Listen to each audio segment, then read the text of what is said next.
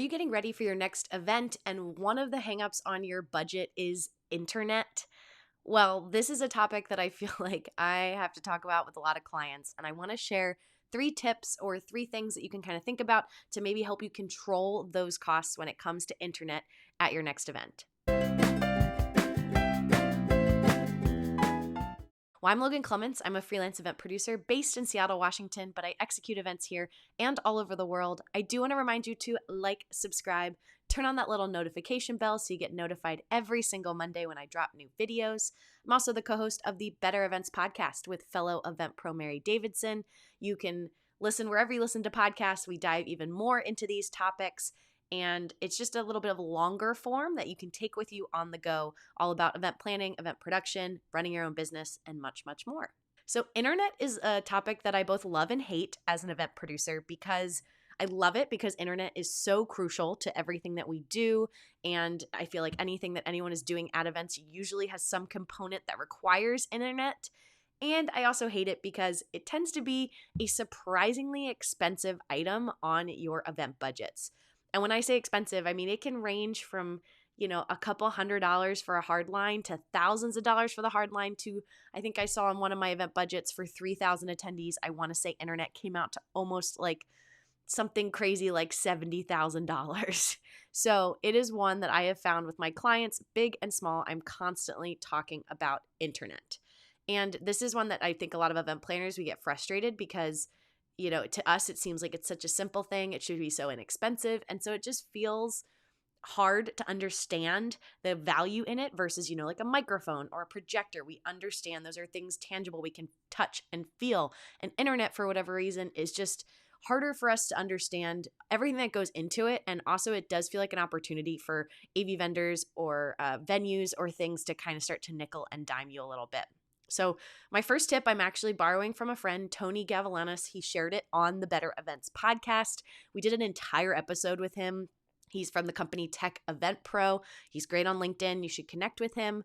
But we did an episode, it was episode 166 that we dropped at the end of July, where we talked all about practical ways to keep AV costs down. And Tony's pro tip was to actually, controversially, not offer Wi-Fi at all for your attendees. And this is an interesting hot take because it is a cost savings for you as the organizer or the company or the production company if you're not offering it for the hundreds or thousands of attendees at your events. Now, his argument, which I agree with, is all of us have smartphones. A lot of us have smartphones, I should say.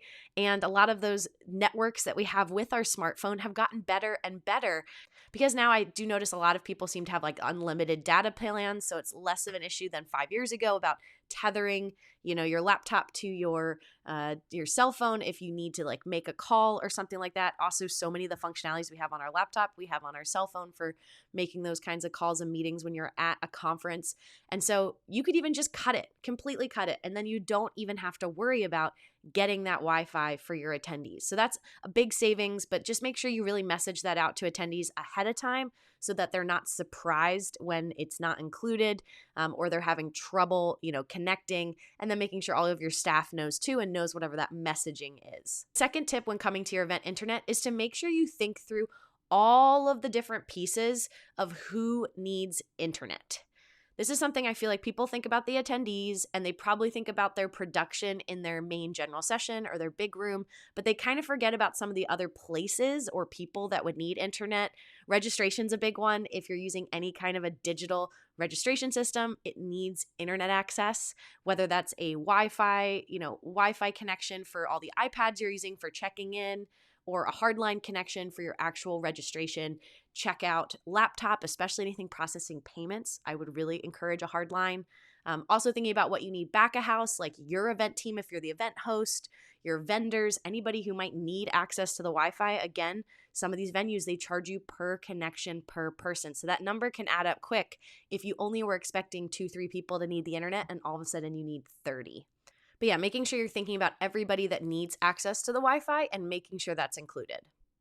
Another pro tip I have is that some people say when you rent a venue that has a hotel attached and a lot of your attendees are staying at the hotel, they'll often kind of package that Wi-Fi access in with the room rate. So that's something to think about and potentially negotiate when you're trying to work on that event Wi-Fi costs. And then my last point is hard lines. you really, really, really need a hardline for any content going to screen. So anytime if you're bringing in a virtual speaker or maybe you're streaming anywhere, you need a hardline. And what is that? That's an Ethernet connection that goes from literally into the wall or into the internet modem, goes all the way into your laptop. And you want to make sure that you are getting those connections and those drops, they call them, for where they're dropping the line for you to then plug into your show machine or your production team to plug into their show machine. Just making sure you have those. And I mentioned it earlier, but I'll say it again. If you have registration or anything that's processing payment, here's where I would also want a hard line, because you don't want things to drop off with the internet. But you wouldn't need hard lines for necessarily every single one of your registration stations and things if, again, budget is really top of mind. That's event internet for you. Again, it's really important to think about what your speed is too that you need for your Wi-Fi. Something that I always try to encourage is having a separate network for production and then a separate network for attendees to make sure when you have 2,000 people in the room, they're not pulling from that internet connection that you're using to stream or take something to screen. Those are two separate, think of them as separate buckets versus all of us being in one bucket. So if there's more people on it, they're going to be pulling from it.